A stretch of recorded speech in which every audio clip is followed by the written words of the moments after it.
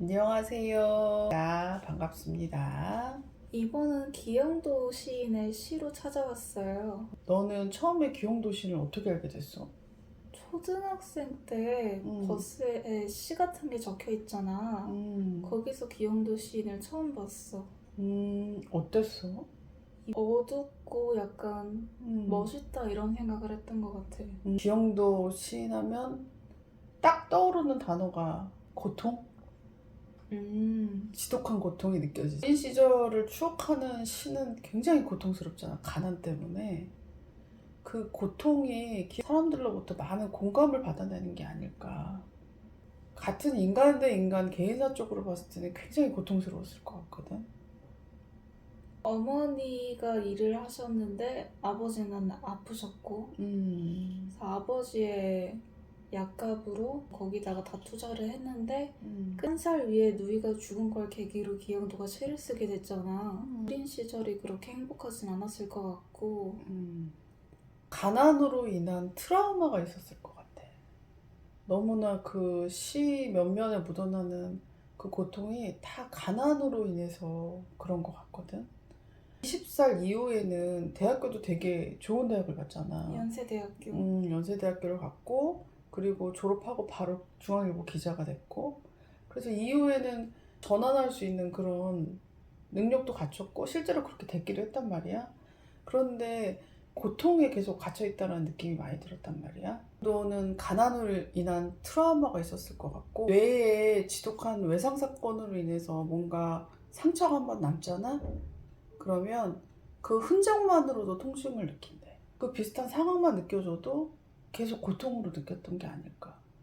우리 뇌에 보면은 뇌성엽이라는 부위가 있는데 그곳은 공간 부위라고 불리거든. 그 부위가 활성화되는 것을 보면 정서적인 측면의 통증을 느낄 때 활성화가 된대. 그 부분이. 그러니까 이를테면 기영도가 어렸을 때 지독하게 가난했을 때 그때 정서적으로 엄청 고통스러웠을 거 아니야. 그 흔적이 남아있어서 계속해서 그 내성염이라는 부분은 통증의 정서적인 측면이 활성화될 때 활성화된다 그랬잖아. 그랬는데 신기하게도 우리 몸에 신체 고통 있잖아. 이걸 느낄 때도 같은 부분이 활성화가 된다 그래.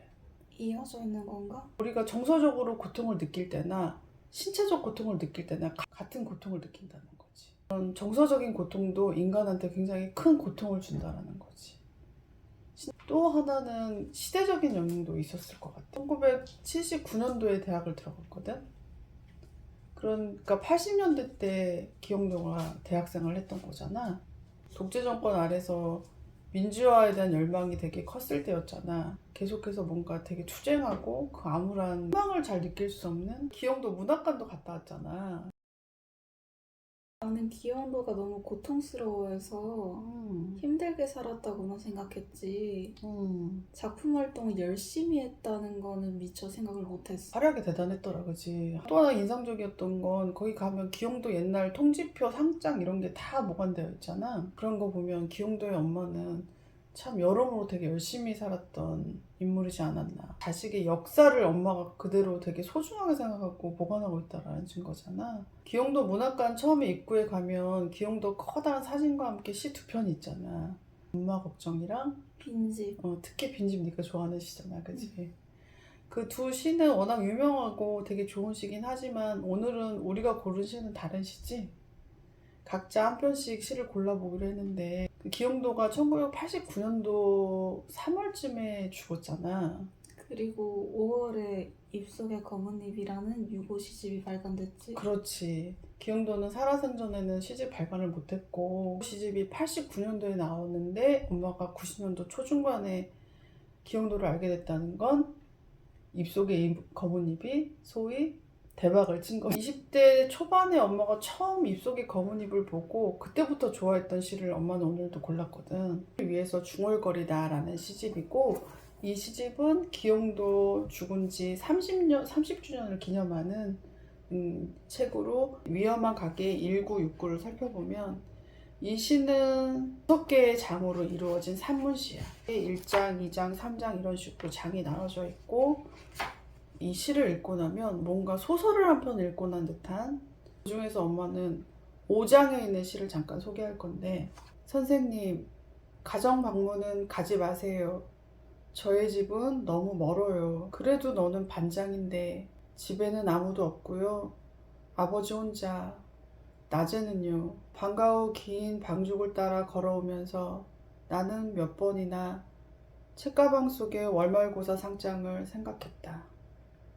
둑방에는 페랭이 꽃이 무수히 피어 있었다. 그날 밤 늦게 작은 누이가 돌아왔다. 아버진 좀 어떠시니? 누이의 몸에서 석유 냄새가 났다. 그리고 나는 그날 상장을 접어 개천에 종이배로 띄운 일을 누구에게도 말하지 않았다.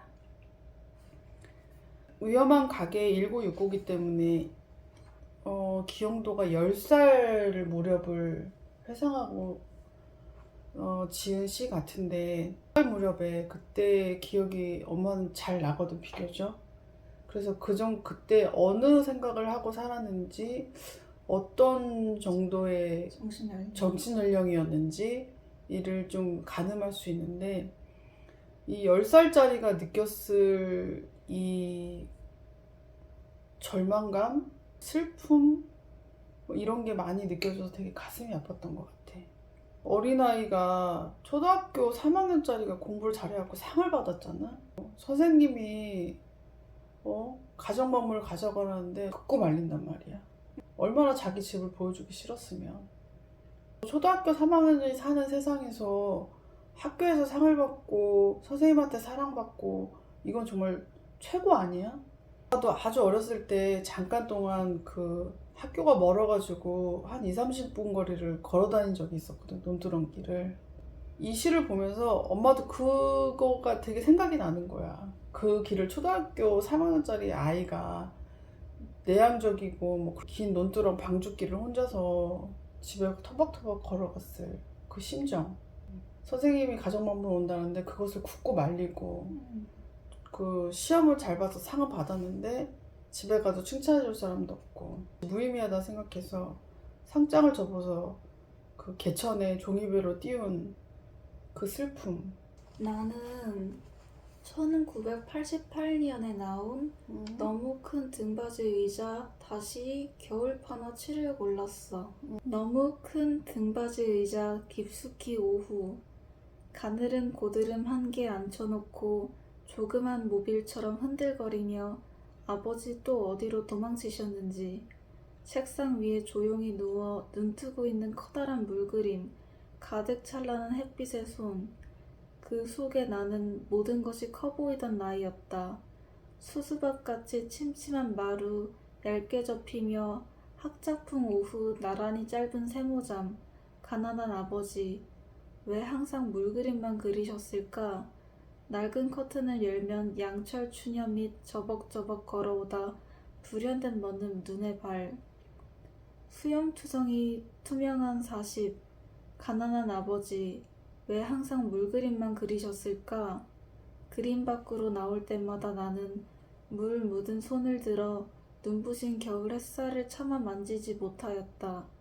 창문 밑에는 발자국 하나 없고 나뭇가지는 손에 베일 듯 사나운 눈빛이었다. 아버지, 불쌍한 내 장난감. 내가 그린 물그림 아버지.